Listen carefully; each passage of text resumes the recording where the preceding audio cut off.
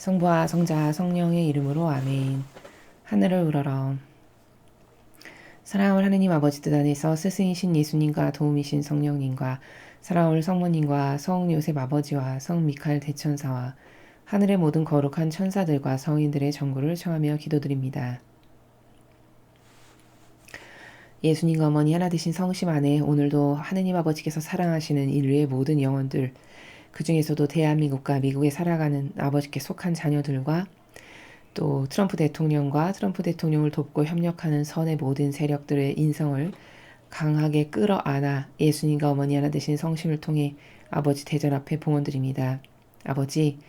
아버지의 뜻 진리가 어서 빨리 승리할 수 있도록 이들을 세상의 모든 위험과 악으로부터 지켜주시고 보호하시며 이들을 속이는 교묘하고 유려한 악, 그리고 인간적이고 세상적인 각자 다양한 프레임, 진리가 아닌 자기 기호와 정서로 이야기하는 것, 그리고 자기 자아가 좋아지는 사욕과 욕망과 자애심과 이기심에 따라 살아가는 이것 이외에도 끊임없이 인간을 충동질하여 아버지의 진리라고 하는 신적 질서에서 벗어나게 만드는 모든 것들을 완전히 이 지구상에서 다 타파해 주시고 없애버려 주시며 이번 미국의 부정선거를 통하여 전 세계 모든 딥스테이트의 악을 완전히 몰살시켜 주시옵기를 아버지께 강력히 청원드립니다. 아버지, 저희가 더 많이 희생과 배상과 보속을 하겠사오니 저희들의 이 원의와 애원과 갈망을 너그러이 돌보아 주시어 어서 빨리 전 지구상에서 사람을 속이는 교묘하고 유려하고 착해 보이며 그리고 공정과 정의와 신적 질서를 무너뜨리는 이 모든 마귀를 완전히 소멸시켜 주시옵소서. 저희는 매 초마다 순간마다 대한민국과 미국에 있는 이 기승하는 악을 어머니의 위대하신 완덕의 발 아래 보온드립니다. 어머니, 그 마귀들의 정수리를 짓밟으시어 골통을 부숴버리시고 숨통을 끊어놓으시옵소서. 그리하여 이제 아버지께 속한 선의 세력들이 대한민국과 미국의 지도자와 리더들이 되며 아버지의 뜻 진리가 이 두 나라의 헌법이 되고 기준이 되고 가치관이 되고 질서가 될 수 있도록 축복하여 주시옵소서. 이 모든 기도 우리 주 그리스도를 통하여 비나이다. 아멘. 성부와 성자와 성령의 이름으로 아멘. 안녕하십니까. 하느님의 뜻 선교의 윤피아 수녀입니다. 자, 오늘도 성경을 통해서 아버지께서 가르쳐 주시는 진리의 나라를 여러분과 함께 학습해 보도록 하겠습니다. 2020년 11월 20일 연중 제33주간 금요일입니다.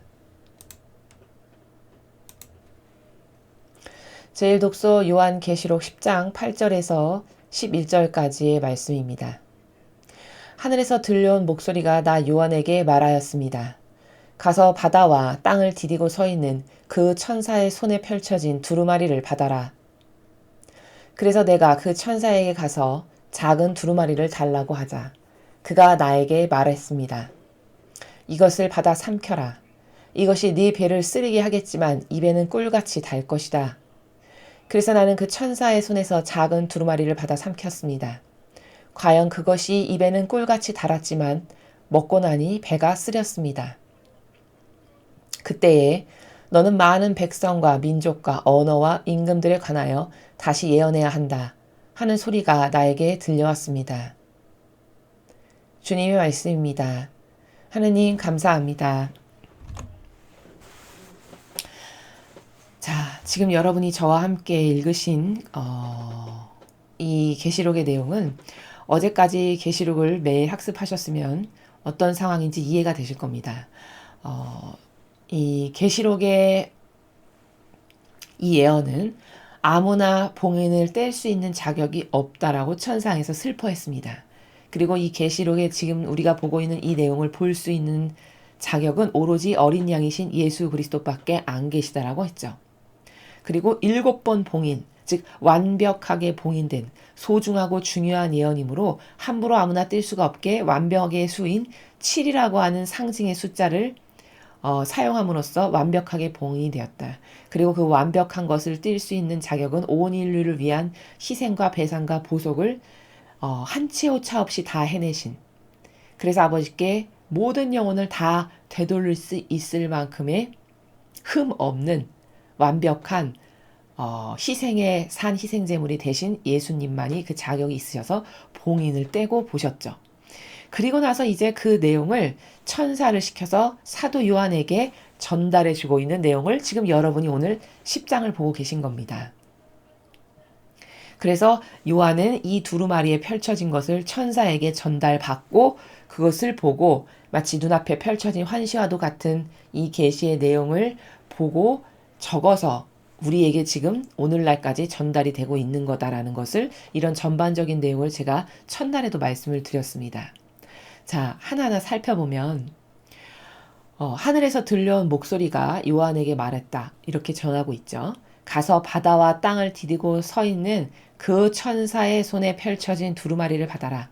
자, 바다와 땅을 디디고 있다고 했습니다. 그러면 지구의 전 분야를 다 디디고 있는 거죠. 바다와 땅, 육지와 바다를 다 지배할 수 있을 만큼 등급이 있고 지위가 높은 하늘에서 봤을 때 그런 천사를 파견하신 거죠, 아버지께서. 그래서 땅과 바다를 다 디뎌서 이 전 지구를 향해 영향력을 끼칠 수 있을 만큼의 그런 강력한 천사를 심부름꾼으로 보내신 거죠. 왜? 중요한 예언이니까. 그 예언의 중요도와 가치도 어떤 천사를 파견하셨는가에 따라 알 수 있죠. 여러분도 마찬가지시죠. 중요한 걸 전할 때는 신중에 신중에 신중을 기하죠. 이런 인간도 마찬가지로 그 예언의 정도와 순도와 그리고 중요성에 따라서 천사도 다 다른 급을 파견한다는 것을 우리가 알 수 있습니다. 그래서 이런 지구를 다 정복할 수 있는 권한을 가지고 있는 천사가 파견이 되어 그 두루마리에 적혀있는 계시록이라고 하는 예언을 지금 사도 요한에게 전달해주고 있는 내용이다. 그래서 내가 그 천사에게 가서 작은 두루마리를 달라고 하자. 그가 나에게 말하였습니다. 이것을 받아 삼켜라. 이것이 네 배를 쓰르게 하겠지만 입에는 꿀같이 달 것이다. 자, 입에는 꿀같이 달다. 뭘까요? 진리를 배웠을 때 들었을 땐 좋은 겁니다. 진실과 사실의 지구하신 나라에 대한 이 극치에 대한 내용을 매일 배울 때는 신나고 재밌고 희열이 넘치고 어떤 경우에는 영혼이 뚫리고 열리기 때문에 희열과 기쁨을 느낍니다. 그런데 배를 쓰리게 한다는 건 뭘까? 막상 실천하고 고통이 다가왔을 때 배운 대로 진리의 나라대로 막상 내 삶을 살려니까 어렵고 고통이 따르죠. 바로 그러한 고뇌, 배운 것과 들은 것과 즉 지식으로 아는 것과 그것을 행해서 열매 맺게 하는 것은 이렇게 고통이 따른다라는 것을 천사가 예언의 두루마리를 전해주면서 전하고 있는 거죠. 그래서 성경의 전체를 아우르는 내용을 보면 아무리 백날 입으로 떠들어봤자 그 삶을 자기가 배운 진리의 나라를 몸으로 살아서 열매 맺는 것보다 더 중요한 것은 없습니다. 그래서 무화과 나무에 열매 맺지 않은 것을 예수님은 3년 동안 기다리시다가 내년에도 맺지 않거든 잘라버려라 이렇게 말씀하시죠. 그 나라는 뭐냐? 우리 사람도 마찬가지죠.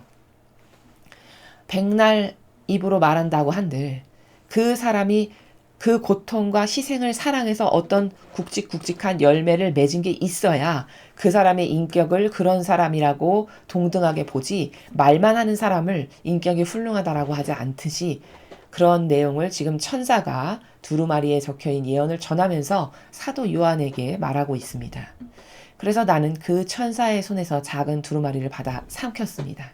과연 그것이 입에는 꿀같이 달았지만 먹고 나니 배가 쓰렸습니다.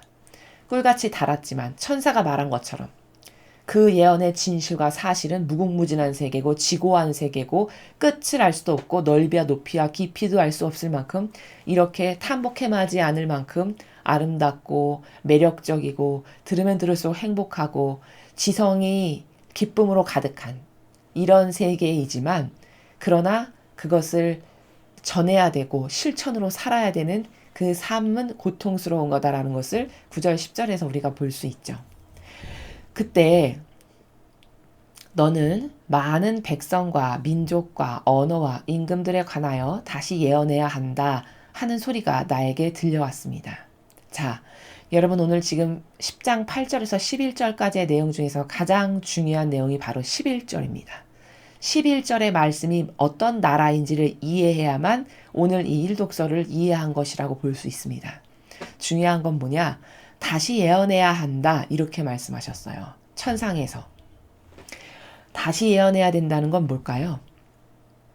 전승이 올바르게 되지 않고 끊어졌다라는 겁니다. 다시 예언한다는 것은. 즉, 과거 아버지께서 예언자들을 통해서 많은 예언을 주셨고, 그리고도 모자라서 예수님까지 파견하셨고, 그리고 오늘날의 그 예언이 우리가 지금 이런 성경을 통해서 받아보고 있고, 그리고 지금 성화의 시대를 앞둔 이 시대는 다른 여러 가지 선견자들을 통해서 저희가 여러분에게 맨날 말씀드리는 마라나타 메시지와 같은 이런 다양한 아버지의 메시지들이 끊임없이 전달이 되고 있죠. 이 지상에 아버지의 자녀들에게.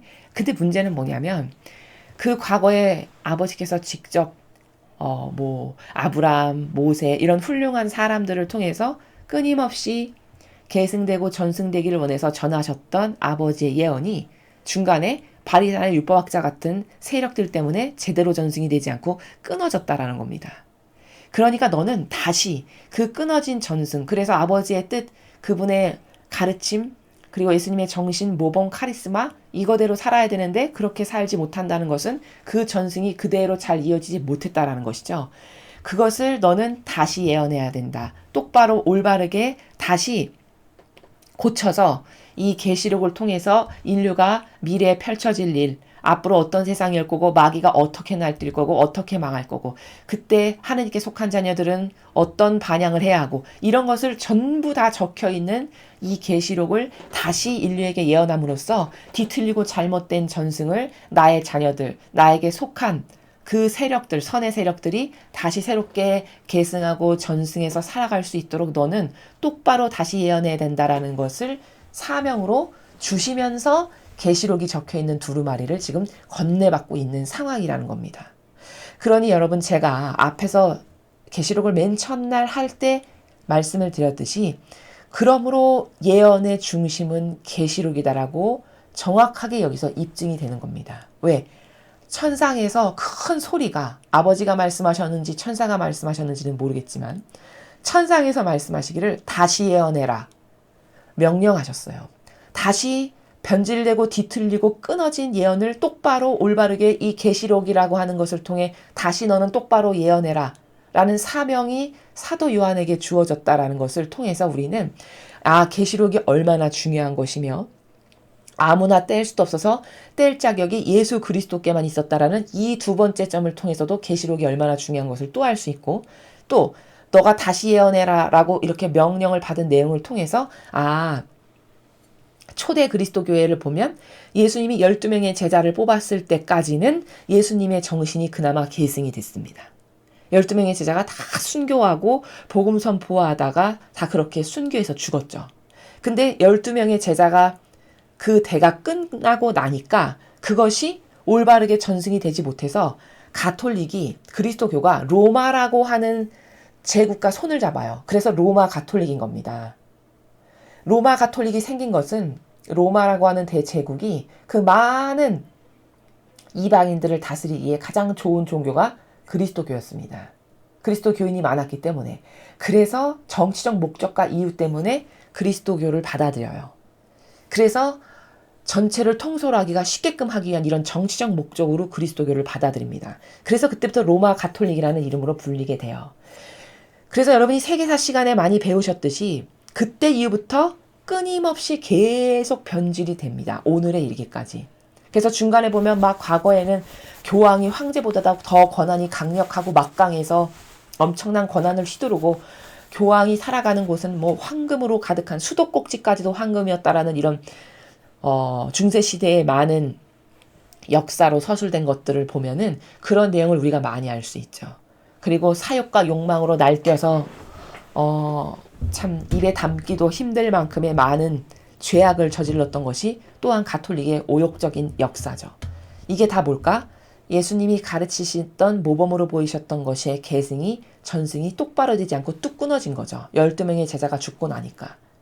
그래서 그때부터는 인간의 뜻이라고 하는 그리고 로마라고 하는 대제국의 여러 가지 이런 부잡다한 누룩들이 이 가톨릭 안에 계속 조금씩 스며들어서 지금은 여러분이 교회법을 살펴보셨는지 모르겠지만 인터넷에 들어가서 교회법을 보시면 통치라고 하는 단원이 따로 있어요. 이 교회법 법에 보면은 이게 뭘까?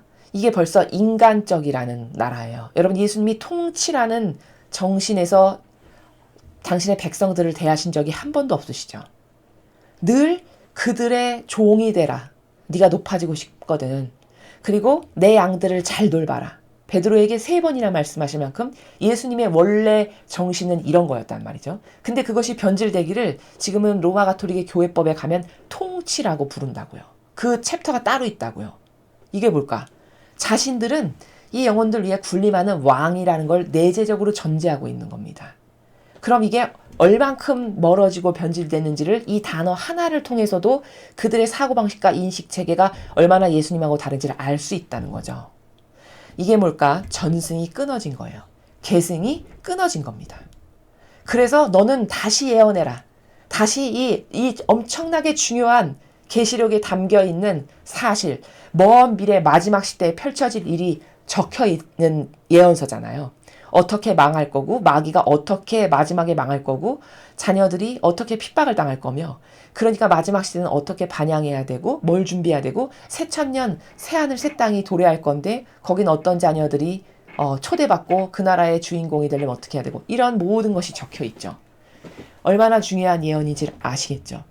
고로 예언의 중심은 계시록이어야 된다라는 게 11절에 나타나고 있는 겁니다.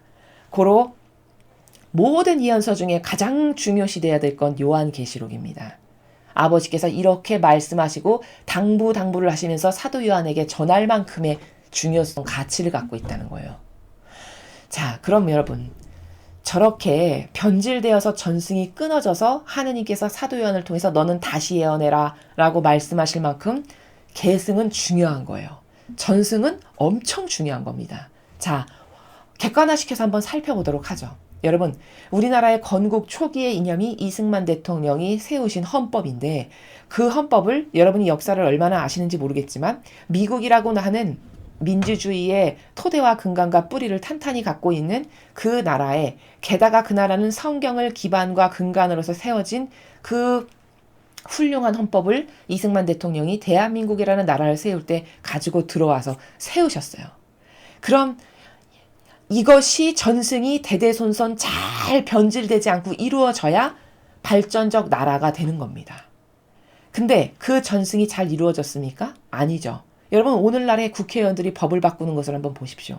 여러분, 가끔 국회 사이트를 들어가 보세요. 말도 안 되는 법이 하루에도 수십 개, 수백 개씩 올라옵니다. 그걸 자기네들이 알아서 자기네들이 모여가지고 회의해가지고 3분의 몇 이상 이렇게 해가지고 그 정족수 맞추면 넘겨져서 통과되는 거예요. 법이라는 게 그렇게 그 여당과 야당의 자기네들의 사욕과 욕망에 좌우돼서 정립되는 것이 오늘날 이 국가를 다스리는 그렇게 중요한 시스템의 헌법이 그렇게 망가지고 있다는 겁니다. 여러분, 그들이 나라를 위해서 성경의 진리와 자유민주주의라고 하는 시스템의 근간에서 그런 법을 세웁니까? 자신의 당파 싸움과 자신들의 사욕과 욕망을 위해서 뭔가를 입법을 하나요? 당연히 후자로 입법을 하죠. 이게 뭘까? 그럼 이승만 대통령이 건국 정신이 끊어지고 계승이 안 된 겁니다. 이럼 망할 수밖에 없죠. 여러분, 나라뿐만이 아닙니다. 교회를 보시죠. 예수님이 피땀 흘려 12명을 가르치고 돌아가셨어요. 그 12명에게 얼마나 신신당부를 했냐면 내 양들을 잘 돌봐라를 베드로에게 3번이나 말씀하실 만큼 그렇게 중요한 것을 3년을 같이 먹고 자고 하며 가르치셨단 말이죠.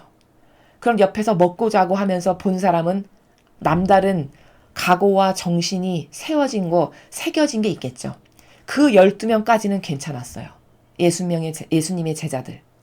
그러니까 그들이 다 순교해서 죽을 만큼 예수님으로부터 단련되고 받은 게 있어서 그 근간의 뿌리를 바꾸거나 흔들지 않고 그나마 순교를 하면서까지도 복음을 전할 수 있는 정신의 명맥이 거기까지는 계승이 됐다는 겁니다.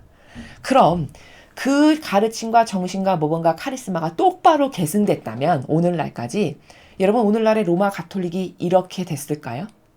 로마 가톨릭의 수장이라고 하는 사람이 동성애나 찬동하고 차별금지법 이건 다 모두가 평등해야 되니까 통과해야 된다라고 하고 난민 받아들이라고 돈 주고 근본주의자는 몽둥이 들자는 폭행하는 자니까 이런 사람들은 사회의 악이다라고 말하고 이렇게 성경에 나오지도 않는 마귀의 뇌피셜과 논리를 펴는데도 아무도 거기에 반기를 들지 않죠.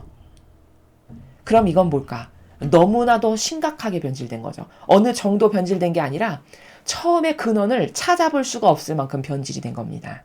이게 뭘까? 이게 계승이 다 끊어진 거예요. 다 끊어진 거죠. 그리고 이제는 인간적 자기 뜻과 기준으로 막 얘기해요. 자기가 맞다고 생각하고 옳다고 생각하는 것을 거침없이 말합니다. 이 정도로 인간의 사악하고 역겨운 사욕과 욕망과 자애심과 이기심으로 자기 자아를 대변하는 게 이 로마 가톨릭의 수장이라는 사람의 질이 거기서 나오고 그 수장 우두머리가 어떤 것을 주장하고 행하느냐에 따라 그 아래는 볼 것도 없이 다 물들었겠구나. 이미 다 썩었겠구나를 확연히 볼 수 있는 거죠. 이렇게 계승과 전승이 똑바로 안 돼서 끊어진 겁니다. 한 가정도 마찬가지죠, 여러분. 기업도 마찬가지입니다. 기업의 부가 대대손손 잘 계승 발전되려면 어떻게 될까요? 창업주의 정신에서 훌륭하고 이건 반드시 이렇게 하자면 안 된다라고 창업주가 신신당부해서 세워놨던 그 질서를 절대 허물면 안 되고 그게 잘 계승이 돼서 유지발전 존속이 되어야만 그 기업은 몇 대 몇 대를 지나도 끊임없이 성장하고 발전할 수 있는 거죠. 근데 3대를 못 넘깁니다. 어떤 훌륭한 가문도 어떤 기업도 성경에 보면 그래요. 자, 근거를 제가 드리겠습니다. 여러분 다윗 얼마나 훌륭했어요. 그쵸? 다윗 왕은 하느님께서 내 눈에 넣어도 아프지 않은 내 아들 다윗이라고 말씀하실 만큼 사랑받았던 아들이에요. 그 아들의 반향은 얼마나 훌륭했냐면 하느님을 위해선 죽어도 좋다라고 해서 16살 어린 나이에 돌멩이 5개 돌팔매질 들고 나가서 골리앗이라는 장수를 죽여버릴 만큼 용맹했던 아들입니다. 그 아들이 무슨 싸움을 잘하기를 해요. 기술이 있어요.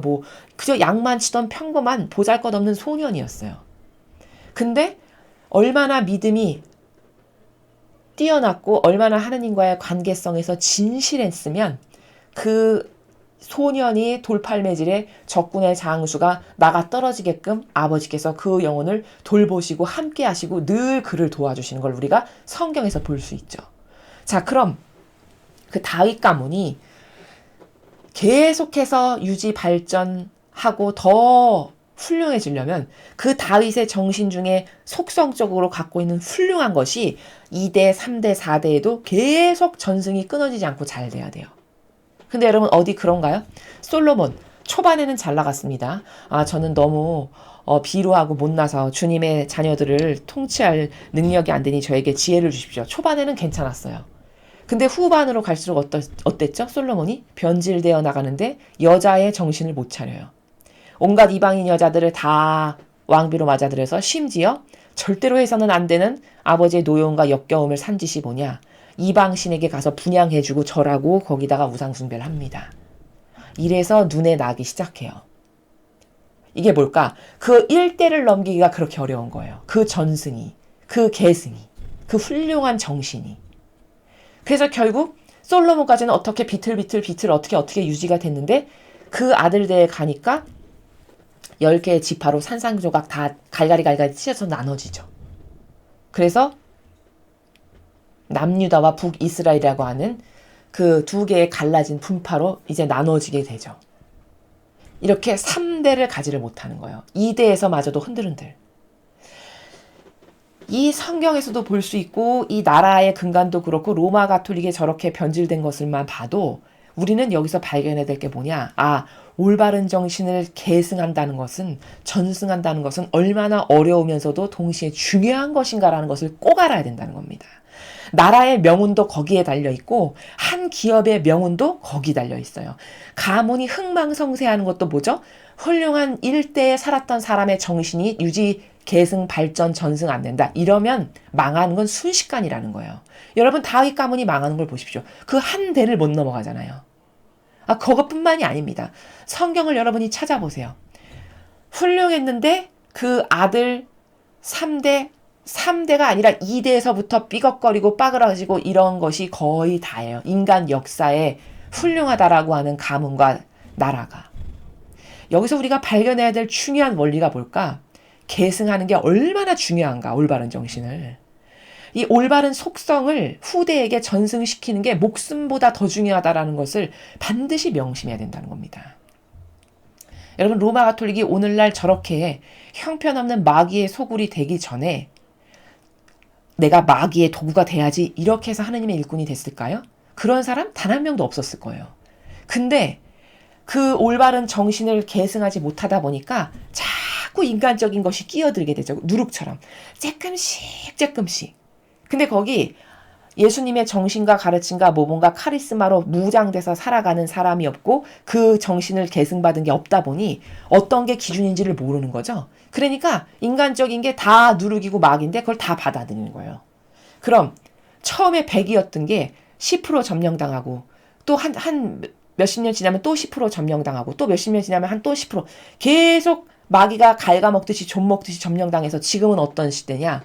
거기에 하느님의 영이 살아계시거나 예수님의 정신이 빳빳하게 칼날처럼 예리하게 살아있거나 이런 것을 단 한 개도 볼 수가 없는 완전히 악으로만 가득한 교회로 변질됐다는 거예요. 지금 시대에 로마 가톨릭이. 그러니까 제로죠, 제로. 처음에 100으로 시작했는데 계속 갉아먹혀서 지금은 제로가 된 상태다라는 겁니다. 그럼 그들이 내가 마귀 도구가 돼야지 하느님께 모욕을 드려야 되겠어. 이런 의지로 하느님의 집에 들어간 사람이 단 한 명도 없다는 거예요. 모두 다 잘해드려야지, 잘 살아야지, 하느님께 충직해야지. 그렇게 들어갔지만 자기가 무엇에 좀먹는지도 모르는 채 사고방식과 정신과 마음 안에 인간적인 누룩이 하나하나 계속 끼어드는데 그것을 그때그때마다 알아차리고 파내지 못하면 이걸 성령의 불로 태워서 없애버리는 작업을 계속 자기를 객관화하는 과정을 통해서 하지 못하면 저렇게 마귀가 완전히 차지하고 점령하는 교회로 변질될 수밖에 없다는 것이죠. 이게 무섭다는 겁니다. 기업도 가문도 나라도 주님의 교회도 어떤 것이나 다 똑같아요. 거기 진리에 근거한 올바로 된 근성이나 속성이나 정신이 그 다음 때에 계승될 수 없다. 그럼 이미 죽은 것과 똑같은 겁니다. 그냥 목숨만 살아있다라고 해서 그 육만 살아있다라고 해서 다 살아있는 게 아니에요. 이미 내면은 본질은 정신은 다 썩어서 죽어 없어진 거죠. 로마 가톨릭이 이미 그렇게 됐고 불행하게도 이 나라도 지금 점점 갉아먹혀서 침투해 가고 있는 상황의 가운데에 있죠. 우리나라도요. 여러분 처음에 이승만 대통령이나 박정희 대통령의 훌륭한 정신과 속성을 계승돼서 지금 살아있는 정신이 있습니까? 이 나라에? 자꾸 좀 먹어서 죽어 들어가고 없어져 가고 있잖아요. 이게 소름 끼치도록 긴장하고 살아야 될 일이고 무서운 일인데 아무도 이것에 대해서 경각심을 갖거나 두려워하거나 무서워하거나 재정비해야 되겠다라는 생각조차도 하지 못한다는 겁니다. 그래서 이 오늘 요한계시록 10장을 통해서 우리가 알아야 될 것은 왜 다시 예언해라 이렇게 말씀하셨을까? 여기 요한계시록에 엄청난 중요성이 있고 소중함이 있고 그러니까 모든 예언서 중에서도 가장 중요하고 가장 잘 알아야 하고 그리고 여기 말씀하시는 내용대로 살아야 하고 이것을 통해서 마지막 시대가 어떻게 올 것인가를 분별할 수 있는 이 영적 지식과 이 진리가 정말 중요하다는 거. 그리고 계승과 전승이 이 계시록을 통해서도 우리가 알 수 있듯이 우리가 이 그리스도 가톨릭 교회에 수많은 것들이 변질된 과정을 통해서도 알 수 있듯이 훌륭한 정신과 속성을 계승시키고 전승하는 것은 너무 아무리 강조해도 부족하다. 그 중요성이 라는 것을 명심해야 된다는 겁니다. 여러분 가정도 여러분 자녀들이 여러분의 손자들이 계속 발전해서 잘 되기를 원하신다면 훌륭한 정신을 계승하십시오. 훌륭한 속성을 그 자식들에게 계승하십시오. 재산 억만 조 남겨주는 것보다 정신을 계승하는 것이 훨씬 중요합니다. 무슨 정신을 그럼 계승해 줄까요? 이 진리의 정신을 계승해 주십시오. 하느님이 어떤 분이시고 진리라는 나라가 도대체 어떤 나라고 진실과 사실 안에서 살아간다는 게 뭐며 그래야만 하느님으로부터 복을 받을 수 있고 하느님과 교감하고 하느님 앞에 정직한 영혼이어야만이 하느님이 돌보실 수 있고 축복도 주실 수 있고 그럼 하느님의 진실한 관계성을 자손들에게 전승하시기 바랍니다. 그것보다 더 중요한 것은 아무것도 없어요. 아무것도. 여러분 하느님과의 올바른 관계성을 가질 줄 아는 자식의 정신이 살아있으면 그 자식은 반드시 복을 받을 수밖에 없습니다. 다윗이 그렇고 솔로몬의 초반부를 보면 대단한 유산을 많이 받아서가 아니라 하느님과의 진실한 관계성 때문에 그들이 복을 받았어요. 다. 그럼 여기서 힌트를 얻어야 되는 거거든요. 자식에게 대물림해줘야 될 것은 나의 자녀에게 내 가문이 영원무궁토록 훌륭해지길 원한다면 정신을 계승하셔야 되는 겁니다. 그럼 어떤 정신을 계승할까요? 어떤 인간의 정신을 계승하면 될까요? 다시 한번 말씀드리지만 인간의 그 어떤 인간의 정신도 계승할 거 없습니다. 인간은 다 역겹고 쓰레기와도 같고 부족함 자체인 존재예요.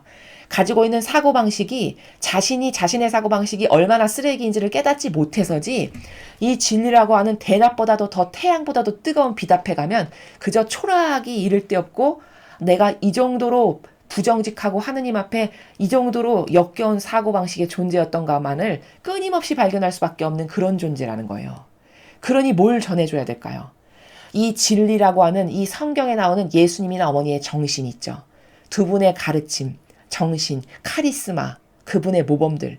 이 정신이 자식에게 전승이 돼야 됩니다. 그리고 그 자식은 또 자신의 자식에게 똑바로 전승을 해야 그래야 그 가문이 망하지 않고 대대손손 끊임없이 발전할 수 있어요. 그게 축복받는 비결이고 비법입니다. 구약이나 신약의 수많은 하느님께서 사랑하시는 사람들을 여러분 성경에서 보세요. 그들이 하느님께로부터 왜 사랑받았습니까? 돈이 많아서? 잘나서? 똑똑해서? 아니에요. 하느님 앞에 얼마나 진실한가? 하느님 앞에 얼마나 자기 자신에 대해 정직하게 말할 수 있는 사람인가? 또 하느님을 그 정직한 자신이 하느님은 나는 이렇게 누추하고 비루한 존재인데 이런 나에게 지금까지 이만큼의 축복을 주셨구나. 아버지 정말 감사합니다. 저는 그 축복이 합당치 않은데 여태까지 아버지의 너무 놀랄만한 자비로 살아가고 있습니다. 감사드립니다. 아버지 사랑합니다. 이렇게 진실되게 하느님과의 올바른 관계성을 가질 수 있는 이런 올바른 정신 있죠. 이런 진실성, 하느님과의 관계성에서의 절대성, 유일성, 솔직담백한 거, 단순한 거, 이런 훌륭한 하느님이 좋아하시는 속성들이 있어요. 이런 속성들을 자녀들에게 전승하십시오. 이런 속성들을 가르치세요. 그래야만 그 자녀도 하느님과 올바른 관계를 맺음으로써 하느님이 주시는 축복이 진짜거든요. 부모가 아무리 재산이 많다 한들 여러분 그거 정신이 올바르지 않죠? 그럼 그거 망하는 건 순식간입니다. 사기당하는 건 순식간이에요. 정신이 올바르지 않으면. 수억만조를 남겨줘도 똑같습니다. 여러분 우리나라 속담에 그런 게 있잖아요. 3대 부자도 없고 3대 가난뱅이도 없다. 그게 무슨 뜻입니까? 영원무궁한 건 없다는 거예요. 인간의 뜻으로 살면 영원무궁한 건 없어요. 그러나 하느님과 올바른 관계성이 있으면 영원무궁하게 전승됩니다. 이게 성경에서 우리가 발견할 수 있는 진실이에요. 그러니 여러분 계승하고 전승하는 게 얼마나 중요한가에 대해서 오늘 끊임없이 혼자 조용히 객관화를 하시고 기도 가운데 스스로 잘 생각해 보시기 바랍니다. 그렇지. 올바른 정신을 가문의 후손들에게 전해주는 것보다 더 중요한 게 과연 뭘까? 특히 그 올바른 정신이라는 거는 하느님과의 관계성. 하느님과 나와의 1대1의 관계성이 정말 중요해요. 그것에 따라서 지옥 갈 수도 있고요. 천국의 가장 높은 데 갈 수도 있고요. 축복받아서 엄청난 부자가 되게 하실 수도 있고 아니면 지금 당장 멸망할 수도 있습니다. 다 하느님 손에 달린 거예요. 그런 하느님과 어떤 관계성을 맺는 것보다 더 중요한 건 인간에게 없습니다. 바로 이런 정신을 계승되게 해야 되는 것이 한 가문에서 중요한 거고 한 나라는 이 성경이라고 하는 정신의 근거에서 헌법도 만들어야 되고 그것의 근거에서 모든 도덕과 윤리체계가 다 재편돼야 돼요. 진리라고 하는 성경 정신의 근거에서 재편돼야 됩니다. 그런 민족만 축복받아요. 그래서 이런 전승과 계승이 얼마나 중요한지에 대해서 여러분이 오늘 하루 동안 곰곰이 되씹어 보시고 생각해 보시고 기도하시는 하루 되셨으면 좋겠습니다.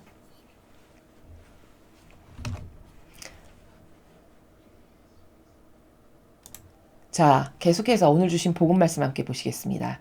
루카복음 19장 45절에서 48절까지의 말씀입니다. 주님 영광 받으소서. 그때 예수님께서 성전에 들어가시어 물건을 파는 이들을 쫓아내기 시작하시며 그들에게 말씀하셨다. 나의 집은 기도의 집이 될 것이다 라고 기록되어 있다. 그런데 너희는 이곳을 강도들의 소굴로 만들어버렸다. 예수님께서는 날마다 성전에서 가르치셨다. 수석사제들과 율법학자들과 백성의 지도자들은 예수님을 없앨 방법을 찾았다. 그러나 어떻게 해야 하는지 그 방도를 찾지 못하였다.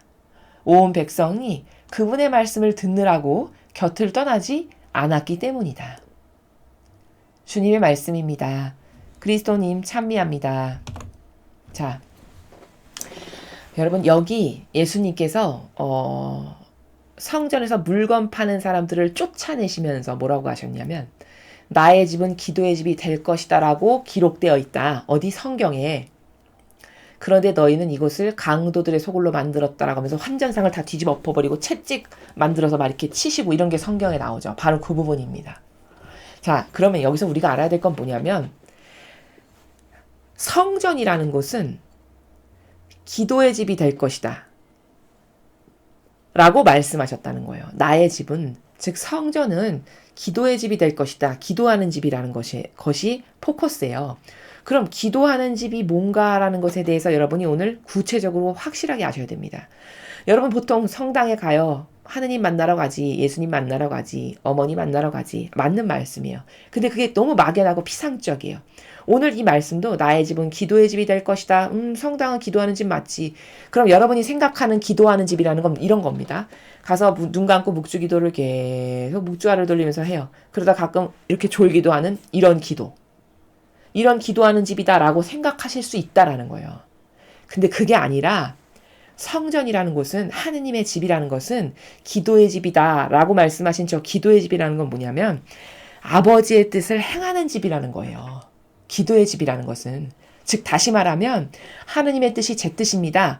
제 자아와 제가 원하는 것을 저는 다 버렸습니다. 아버지 뜻이 곧 이꼬르 제 뜻입니다. 그렇게 아버지와 하나 돼서 아버지가 원하시고 좋아하시고 행복해하시고 기뻐하시는 것만을 제가 행하겠습니다. 라고 해서 아버지의 뜻을 행하는 곳이 성전이고 성당이고 하느님의 집이다라는 겁니다. 그럼 완전히 다르죠. 지금 여러분이 가지고 계셨던 기존의 개념하고는. 제가 기도가 뭔지를 저희 메시지 해설에서 많이 말씀을 드렸어요. 보통 천주교 신자들의 약점이 이 로마 가톨릭이 잘못 가르쳐가지고 기도하세요 그러면 가부좌 틀고 앉아서 묵주기도를 이렇게 하다가 가끔 졸기도 하고 딴 생각도 하고 이거를 기도하세요라는 나라로만 알아들으신다는 거예요. 단편적으로. 근데 여러분 진리는요. 여러분이 가지고 계신 많은 오해 중에 하나가 뭐냐면 단편적 하나로 알아들으시면 안 된다는 거예요. 진리의 나라는 기도다 그러면 그게 굉장히 다중적이고 포괄적인 개념이에요. 그럼 더 상세하게 말씀드리면 뭐냐면 기도라는 거는 범주가 엄청 넓어요. 예를 들어 아버지의 뜻에 완전히 용해돼서 아버지 뜻을 행하는 집이다. 그럼 아버지가 원하시는 말씀을 전할 수도 있고 또 아버지가 원하시는 다른 여러 가지 활동들이 있잖아요. 그런 활동들도 다 기도의 범주에 들어간다는 거예요. 예를 들어 이 나라가 지금 이렇게 심각한 지경이어가지고 나라를 위해서 내가 뭐를 하고 싶어. 그러면 나라를 위해서 행하는 것은 범주가 굉장히 넓죠. 어떤 사람은 자기가 능력이 되면 돈을 기부할 수도 있고요. 어떤 사람은 자기가 할 수 있는 게 집회에 나가는 걸 봤어. 그러면 집회에 나가서 열심히 외치고 정의를 부르짖고 이것도 아버지 뜻을 행하는 거예요. 또 어떤 사람은 나라를 위해서 할 수 있는 게 신문 기자야. 그러면 신문에 올바른 정신의 정의에서 글을 낼 수도 있는 거고요. 또 어떤 사람은 내가 할 수 있는 게 없어. 그럼 나는 고행과 극기를 해야 되겠어. 그럼 열심히 고통을 사랑하고 극기를 하면서 기도할 수 있고 이게 다 기도해라라는 나라라는 거예요. 그렇게 기도해라라는 나라는 범주가 넓어요. 그럼 아버지의 집은 기도하는 집이다 할 때 그 기도의 범주는 하느님의 뜻을 행하는 게 다 기도라는 거예요. 근데 여러분은 잘못 착각하면 눈 감고 목주 돌리면서 잠깐 졸기도 하고 딴 생각도 하는 이것만을 기도하십시오라고 하면 요 나라밖에는 없는 것이 문제다라는 겁니다. 그러니까 나의 집은 기도의 집이 될 것이다. 즉 아버지 뜻을 행하는 집이다. 성전이라는 곳은 이 관점으로 확 여셔야 돼요. 관념을. 그 말씀이에요. 그런데 너희는 이곳을 강도들의 소굴로 만들어버렸어. 그러면 여기 왜 강도들의 소굴로 만들어버렸다고 예수님이 저렇게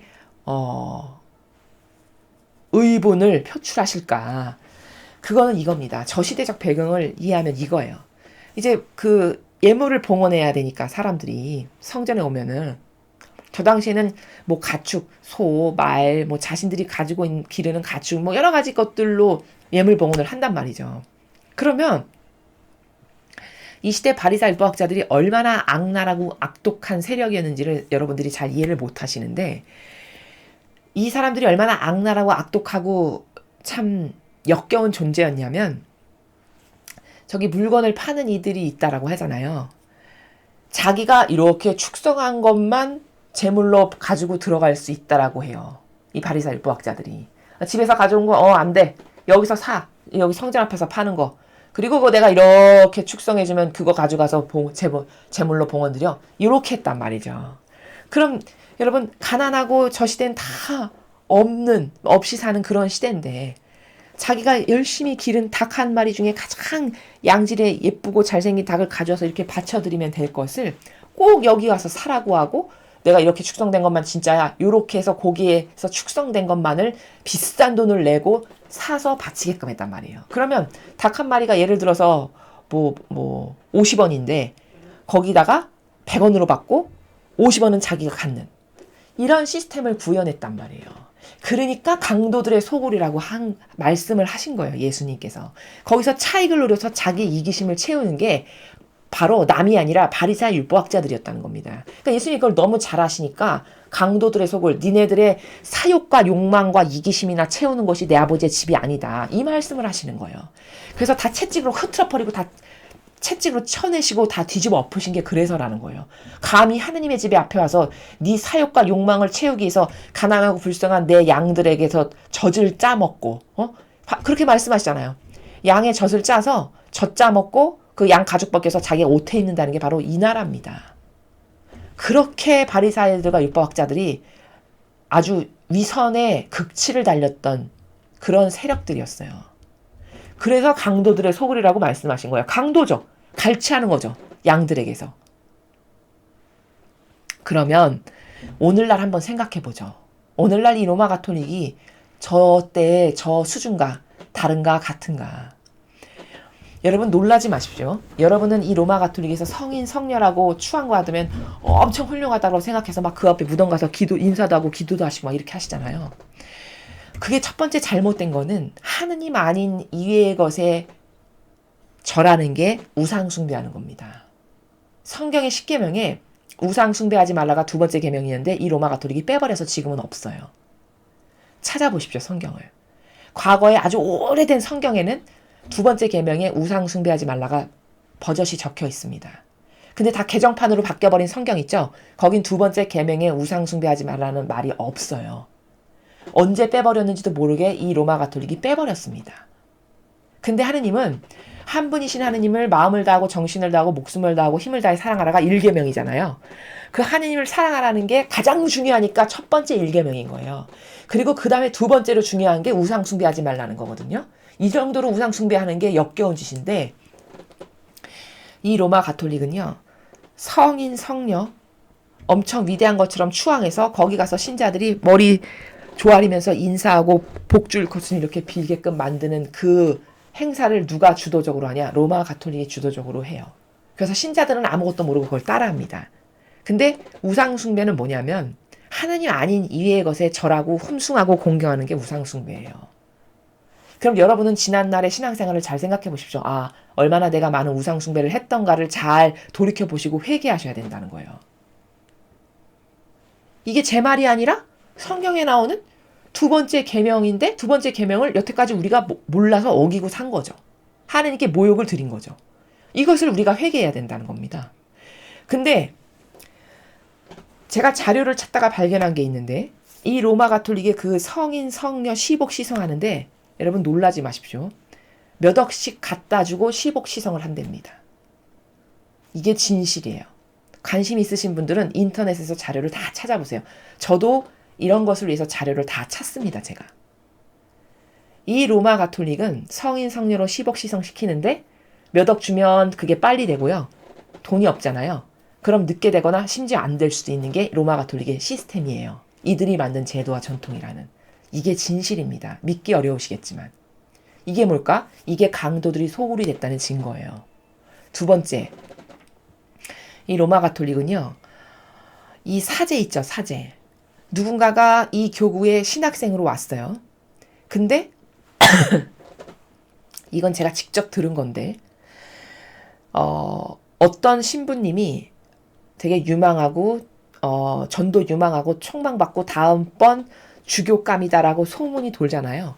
그러면 그 신부님이 있는 동네 성당 있죠. 그 교구. 그 교구로 자기 아들을 이사 가서 그 신부님 밑에 신학생으로 들어가게끔 하는 이런 사람들도 저는 봤어요. 그럼 이게 뭘까? 그 정도로 그들이 만들어 놓은 시스템과 제도와 전통이라는 것이 그렇게 마치 세상의 정치인이 어디 줄타기 하듯이 이렇게 역겹고 썩은 것이라는 거예요.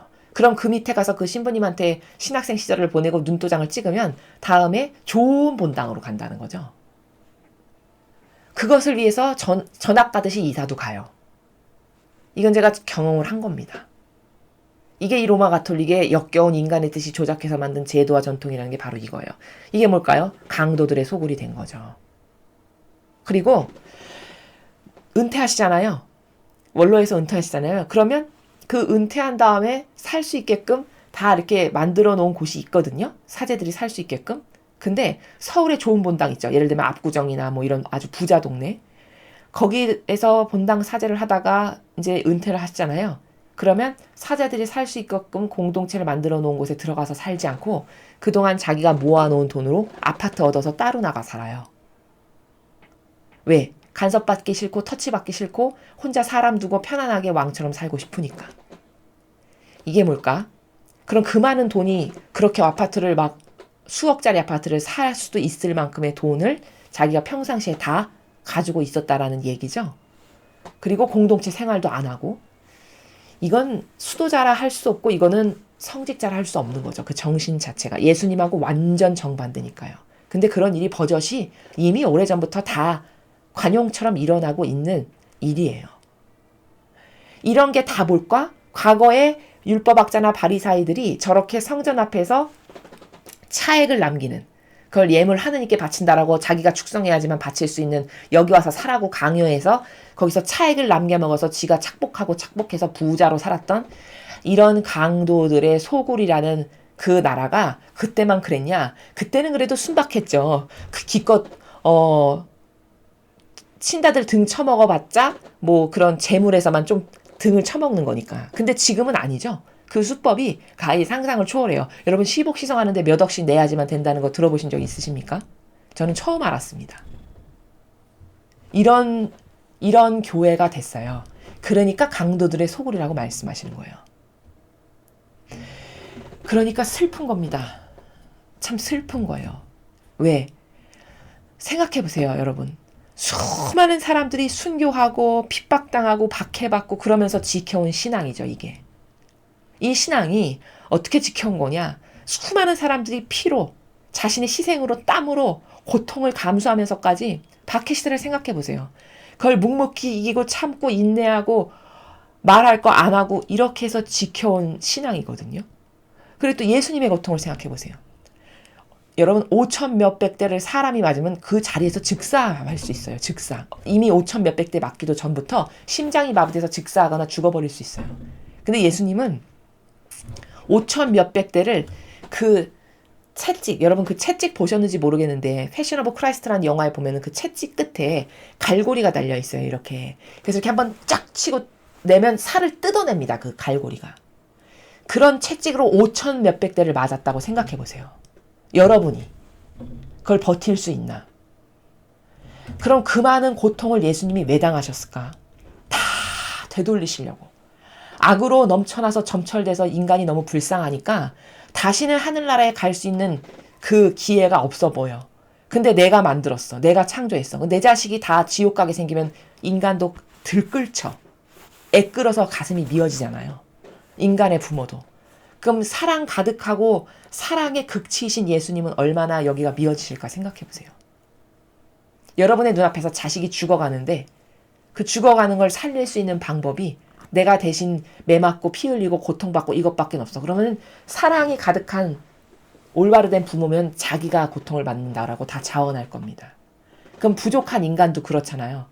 예수님은 사랑이 들끓으셔서 그걸 자원하셨단 말이에요. 근데 그 말이 5천 몇백 대지 여러분 아마 한 몇십 대만 맞아도 기절해서 죽을 사람 숱할 겁니다. 정신력 약하면. 그럼 그 고통을 다 감수하셨던 그 어마어마한 가치를 생각해 보세요. 그것뿐인가요? 못으로 아주 잔인하게 손과 발을 생살을 뚫어서 집어넣었죠. 인간이라는 존재가. 또 가시관, 여러분 가시관 그냥 뭐 뾰족한 거 좀 쓰셨나 보다 이렇게 생각하실지 모르겠지만 그 순환의 시간들이라는 책을 보면은 가시관이요. 여러분 여기 옆에 관자놀이를 뚫어서 귀까지 내려와요. 귀까지 뚫렸다라고 거기 증언되어 있어요. 얼마나 그게 가시가 크고 굵고 깊은 건지 아시겠습니까? 그러면 그 가시가 얼마나 굵고 깊은지 관자놀이 귀 옆까지 쫙 통과해서 여기까지 내려온다는 거예요. 예수님의 가시관이 그런 가시관이었다는 거예요. 그런 그 가시관을 쓰고 5천 몇백 대를 맞으면서 그 무거운 십자가 나무는 지고 얼마나 고통스러우셨을지를 생각해 보세요. 그럼 왜 저희 사명이 울분을 터뜨리느냐? 이 수많은 희생과 고통을 다 헛되게 하니까요. 과거 박해시대 때 순수하고 착하고 선량하고 하느님을 뜨겁게 사랑했던 영혼들이 순교하고 피로써 지켜냈던 그 위대한 신앙을 이 로마 가톨릭의 마귀들이 다 헛되게 하는 거거든요. 수많은 사람들의 희생을. 그 예수님의 엄청난 고통을 이들이 다 헛되게 하고 무참히 질받고 모욕 주고 조롱하는 거예요. 네가 그렇게 많이 고생했다고? 봐라. 요새 애들은 다 마귀밥이어가지고 내가 다 마귀 지옥으로 끌고 가고 있어. 이러면서 조롱을 지금 하고 있는 나라예요. 천상의 나라는. 이런 사실을 실제적으로 하면 울분이 안 터질 수가 없습니다. 모르니까 울분이 안 터지는 거예요. 그걸 눈앞에서 바라본다고 생각해보세요. 여러분. 그렇게 많은 고통을 묵묵히 견디셨는데 그 고통은 다 자녀들이 구원되기를 원해서 그걸 받으신 거잖아요. 근데 그 구원되기를 원해서 그렇게 많은 희생과 고통과 배상과 보속과 모욕과 침뱉음, 가시관, 온갖 거 다 했는데 다 지옥 가고 있어요, 지금. 자녀들이. 그럼 그 마음이, 심장이 갈기갈기 찢어지는 것 같지 않을까요? 그 고통이 너무 심하신 거예요, 예수님과 성모님은. 지금 이 순간에도. 그리고 그것을 조금 아는 저희가 매일 울분을 토하듯이 여러분에게 말씀을 드리는 겁니다. 왜? 이 수많은 희생을 다 헛되게 해서 양들을 쌀에기 눈처럼 지옥으로 떨어지게 만들고 있는 시대가 지금이거든요. 그래서 너무 그게 안타깝고 너무 가슴이 아프니까 여러분에게 말씀을 드리는 거예요. 세상이 이런 시절이고 이런 시대가 됐다라는 것을, 그 많은 희생을 하나도 값있게 돌려드리지 못하는 시대가 됐음이 너무 안타까운 거고, 그것의 주동자가 놀랍게도 정말 어떤 얼굴도 모르는 이상한 범죄자, 극악무도한 살인자가 아니라 여러분이 그렇게 좋아라 신처럼 떠받들고 공경하고 사랑하고 잘해드렸으면 좋겠다라고 늘 마음으로 가졌던 그 로마 가톨릭의 수많은 리더와 지도자들이라는 사람들이 이것을, 수많은 금은보화를 바닥에 줄줄줄줄 세게 하고 다 헛되게 해가지고 착한 마음으로 다가온 양들을 다 지옥의 쌀에게 눈으로 지금 집어던지고 있는 주범이라고 생각해 보시면 여러분 마음에 이 우라가 끓어오르지 않으십니까? 정의가? 그래서 이 앞에서 1독서에서 제가 말씀드리고 싶었던 거는, 전승은 정말 중요하다. 왜 이 지경이 됐을까? 이게 전승이 끊어져서예요. 예수님의 정신의 전승이. 지금 그 정신으로 사는 사람 찾아볼 수가 없어요. 물론 우리가 전 인류의 75억 인구를 다 만나본 게 아니니까 훌륭하신 분들도 있으시겠죠. 그렇지만 영향력을 끼쳐서 남에게 선한 것을 자꾸 깨닫고 올바른 것을 깨닫게 해서 자꾸 많은 사람들이 회개하고 뉘우쳐서 아버지께로 돌아가게끔 하는 것이 이 지도자라고 하는, 종교 지도자라고 하는 사람들의 마땅한 책무고 의무인데 그걸 안 하잖아요. 나서서 하는 사람이 없잖아요, 그것을. 그게 너무 안타깝다는 겁니다. 그래서 여러분, 자식에게 전승할 것은 뭐다? 정신입니다. 정신. 다른 것 아무것도 필요 없어요. 정신이 올바르면 아무것도 없는 거지였어도 풍요로 번영해지는 건 순식간입니다. 하느님이 그렇게 만들어 주시거든요. 올바른 정신에는 축복을 주실 수밖에 없어요. 여러분, 아무것도 없는 양치기 16살 소년 다윗을 왕으로 만드시는 걸 보십시오. 그게 사람의 힘으로 가능한 겁니까? 그건 불가능한 거예요. 여러분, 성경에 나오는 수많은 축복받은 사람들을 보십시오. 그건 사람의 힘으로 어떻게 인간적인 노력을 해서 그렇게 되는 게 아닙니다. 그것은 하느님이 긍휼히 보시고 어여쁘게 보시고 하느님 마음에 드는 게 있으니까 축복을 주셔서 그들이 그렇게 되는 것이지, 그들의 능력이 뛰어나거나 잘났거나 똑똑해서 된다라고 생각하시면 엄청난 오해예요. 그래서 자식에게는 나라도 그렇고 국가도, 한 가정도 그렇고 기업도 마찬가지예요. 정신을 전승해 주는 게 가장 중요하다는 거. 그리고 오늘 이 복음을 통해서 우리가 발견해야 될 건 뭐냐? 아, 강도들의 소굴로 만들었다라고 예수님이 경로하셨던 것이, 그게 이 시대 교회에도 똑같구나. 이 시대 교회는 더 역겨워요. 얼마나 교묘하면, 아니 성인 성녀를 시복하는데 몇 억을 내야지만 시복해준다는 걸 여러분 누가 알을까요? 이 사실을. 그냥 조용히 성당만 다니시는 분들은 당연히 모르실 수밖에 없는 엄청난 놀라운 사실입니다. 그래서 우리는 진실이 뭔지를 알고 아닌 것은 아니다라고 용감하게 말할 줄도 알고, 사실에, 진실에, 그리고 진리에, 그리고 참된 것에 똑바로 반영할 줄 아는 그런 우리들이 되어야 하겠습니다. 이상으로 2020년 11월 20일 연중제 33주간 금요일 복음해설을 마치겠습니다. 감사합니다.